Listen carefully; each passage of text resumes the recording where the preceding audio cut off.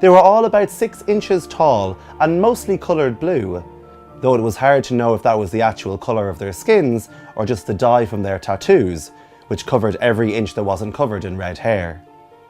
They wore short kilts, and some wore other bits of clothing too, like skinny waistcoats. A few of them wore rabbit or rat skulls on their heads as a sort of helmet. And every single one of them carried, slung across his back, a sword nearly as big as he was. However, what Tiffany noticed more than anything else was, they were afraid of her. Mostly they were looking at their own feet, which was no errand for the faint-hearted because their feet were large, dirty, and half tied up with animal skins to make some very bad shoes. None of them wanted to look her in the eye.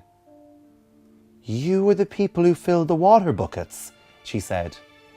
There was a lot of foot shuffling and coughing and a chorus of, "Aye." And the wood box. There were more, "Aye." Tiffany glared at them. "And what about the sheep?" This time they all looked down. "Why did you steal the sheep?" There was a lot of muttering and nudging, and then one of the tiny men removed his rabbit skull helmet and twiddled it nervously in his hands. "We was hungering, mistress," he muttered. "But when we kenned it was thine, we did put the beastie back in the fold." They looked so crestfallen that Tiffany took pity on them. "I expect you wouldn't have stolen it if you weren't so hungry then," she said. There were several hundred astonished looks.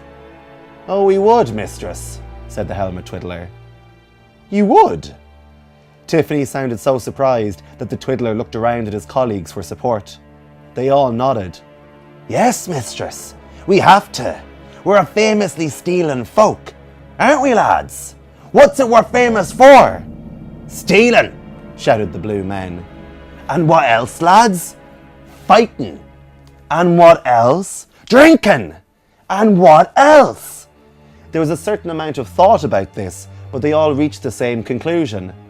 "Drinking and fighting." "And there was something else," muttered the twiddler. "Ark, yes, tell the hag gods." "Stealing and drinking and fighting," shouted the blue men cheerfully. "Tell the wee hag who we are, lads," said the helmet twiddler. There was a scrape of many small swords being drawn and thrust into the air.